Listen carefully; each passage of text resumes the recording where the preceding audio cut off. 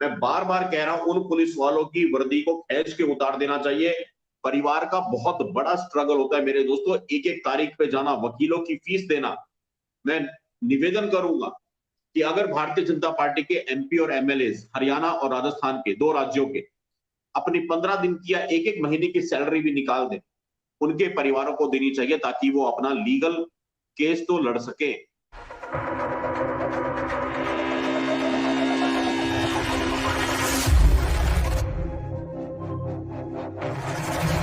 दीपक भाई, आंख बंद करके कल्पना करो, किसी की कोख में बच्चा पल रहा है, लात मार के उस बच्चे की हत्या कर दी जाए, क्या बीती होगी उस मां के ऊपर। और जब ये न्यूज हम यहाँ पे फ्लैश कर रहे हैं मेरे दोस्तों, जो न्यूज बताती है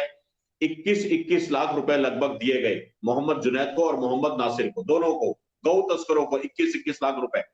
तो मैं यहाँ पे कहना चाहता हूं मेरे दोस्तों, बहुत जिम्मेदारी से बोलना चाहता हूं, जिस तरह से श्रीकांत जी के परिवार को टॉर्चर किया गया, उनकी पत्नी के गर्भस्थ शिशु को गर्भ में ही मार दिया गया, पेट में लात मारी पुलिस वालों ने, इलीगल एक्टिविटी थी, पूरी तरह से इलीगल था, ये किसी भी कानून में नहीं लिखा हुआ। मैं बार बार कह रहा हूं, उन पुलिस वालों की वर्दी को खींच के उतार देना चाहिए। उनको एक पल भी पुलिस की नौकरी में रहने का अधिकार नहीं है। उनके ऊपर हत्या का आरोप लगना चाहिए, उनके ऊपर दफा 302 के तहत मुकदमे चलने चाहिए, उनका सस्पेंशन इमीडिएट इफेक्ट से कर देना चाहिए, लेकिन नहीं हो रहा है। मैं निवेदन करता हूं, कांग्रेस ने या जिस भी लोगों ने उनको 21 लाख रुपए दे दिए गौ तस्करों को, अगर मेरे इस वीडियो की कोई बाइट निकाल सकता है, इतने जो मैं बोलने वाला हूं इसका अंश निकाल लीजिएगा। अगर यहाँ पे कोई भी भारतीय जनता पार्टी का कार्यकर्ता जुड़ा हुआ है, अगर गलती से कोई भारतीय जनता पार्टी के साथ में जुड़ा हुआ व्यक्ति इस लाइव को देख रहा है, मेरी आवाज भाजपा तक अवश्य पहुंचाइएगा। राजस्थान और हरियाणा के जितने भी एमपी और एमएलए हैं भारतीय जनता पार्टी के, अपनी एक एक महीने की सैलरी, एक एक महीने की तनख्वाह श्रीकांत के परिवार के लिए निकाल दें,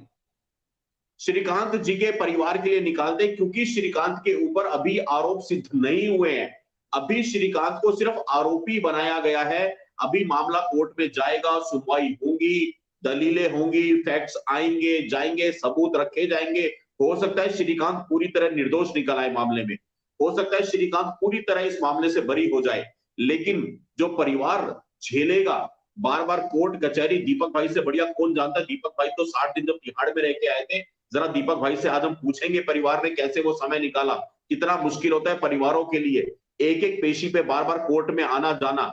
और कोर्ट ऐसा नहीं कि घर से बाहर निकले और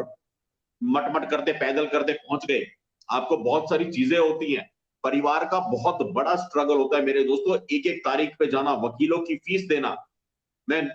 निवेदन करूंगा कि अगर भारतीय जनता पार्टी के एमपी और एमएलए हरियाणा और राजस्थान के 2 राज्यों के अपनी 15 दिन की या एक एक महीने की सैलरी भी निकाल दें, फंड इकट्ठा करें और उसको ससम्मान गौ रक्षकों को देकर के आए, श्रीकांत जी को दे, मोनू मानेसर को दे, और जिन बच्चों को इसमें आरोपी बनाया गया है, जिनके ऊपर अभी इल्जाम लगाए गए हैं, जिनके ऊपर अभी दोष साबित नहीं हुआ,